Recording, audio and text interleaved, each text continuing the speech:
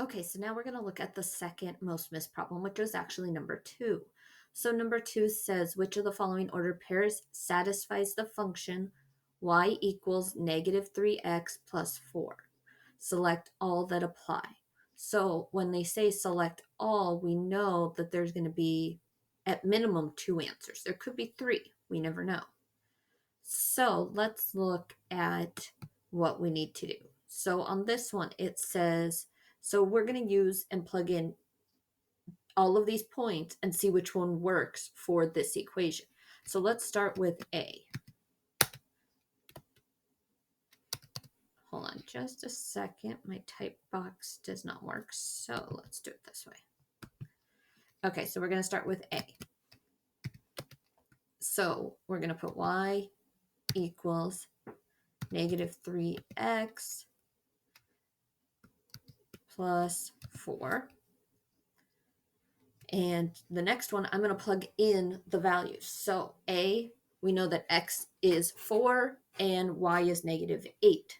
So I am going to plug that in.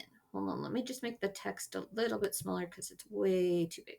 So let's type that out. So instead of y, I'm going to put negative 8 is equal to negative 3 times 4 plus 4.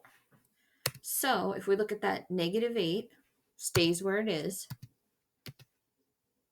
is equal to negative 3 times positive 4 is negative 12. And then we still add 4. Oops, sorry, plus 4, not equals 4. So then if we go to the next piece, we still have negative 8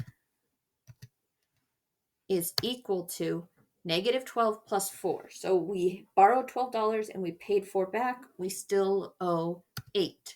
So negative 8 is equal to negative 8. Yes, that is true. So we would go back to A, and we know that A is one of our answers. Okay? So now we're going to look at the other ones. So let's do B. So,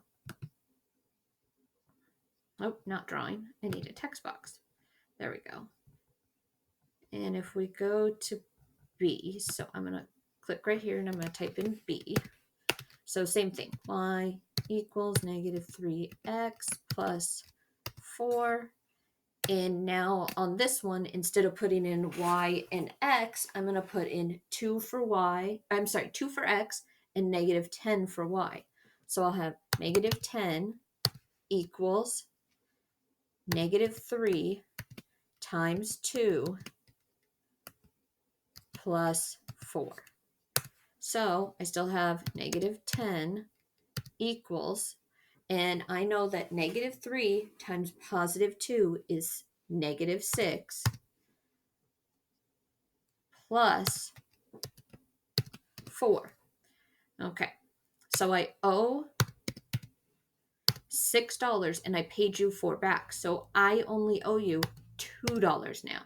So if we look at this, we know that this is not true. So we know that B is not one of our answers.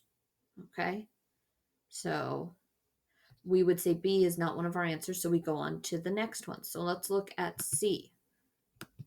So same thing, C. We have that y equals negative 3x plus 4. And this time we're going to plug in negative 1 for x and 7 for y. So we're going to have 7 equals negative 3 times negative 1 plus 4. So now we have two negatives being multiplied together. So when we have two negatives multiplied together, it makes a positive. So negative 3 times negative 1 is positive 3. And then we still add 4. And then if we look, 7 equals 3 plus 4 is 7. So we know that C is also one of our answers. Remember, we still have to look at D because we could have up to 3 answers at this point. So let's look at D and see if that's actually an answer. So D says, I'm still going to plug in the equation y equals negative 3x plus 4. So now instead I'm going to put in negative 3 for x and 4 for y. So if I put in 4 equals negative 3, and instead of x I'm going to put negative 3 because that's what it's worth, plus 4.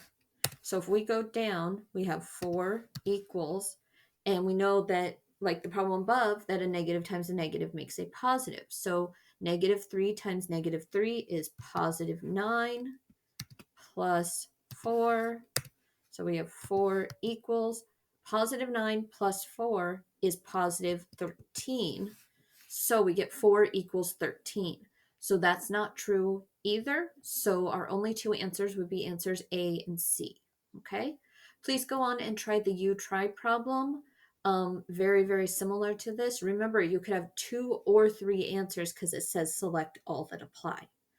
And then go on to the next problem.